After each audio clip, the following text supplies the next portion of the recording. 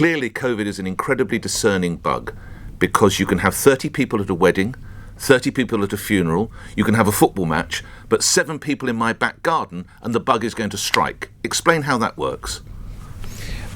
Look, it's a great question to challenge us on this, but if you look at the evidence, the scientific evidence at the moment demonstrates that the virus is at its most active and ability to harm.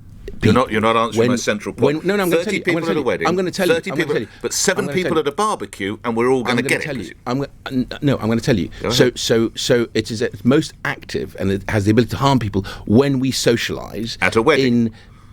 In our homes or outside of our homes, at a wedding, in large numbers, at 30 people. Forgive me, I hear you, but the most important thing is to look at the evidence. The scientists quite rightly present evidence that they say the virus enjoys human social interaction in the home and outdoors in large numbers. So the restriction to 6 is to effectively close the door on the virus and its ability to so it doesn't get like ahead weddings. of us.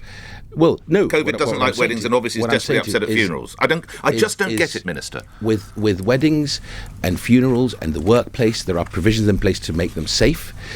With social interactions, Nick, it is very different. People relax. People at home, they let their guard down, which they shouldn't. And by the way, I have to take this opportunity while I've got you here, Nick, yes, Mr. to remind Zahawi. Your listeners of the very basics, which is making sure that hands, face and space is what we do, which is we make sure that we wash our hands, we cover our face in enclosed spaces, and of course leave the space between us to make sure the virus doesn't transmit.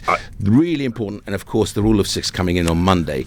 It is absolutely right to make sure we control this virus, because it's the only way. As the business minister, and coming to talk about how we're going to improve productivity in manufacturing. Yes, indeed. And that's coming up £300 million, and we're all looking. Just lastly, before we speak about that massive investment, do you foresee a U-turn on the rule of 6? Because I read that there was a degree of dissent within Cabinet. It doesn't apply, for instance, if you were elsewhere in the country. You could have a family Christmas in Scotland or Wales, but currently you wouldn't be able to in England. We've got another U-turn looming, don't we, Minister?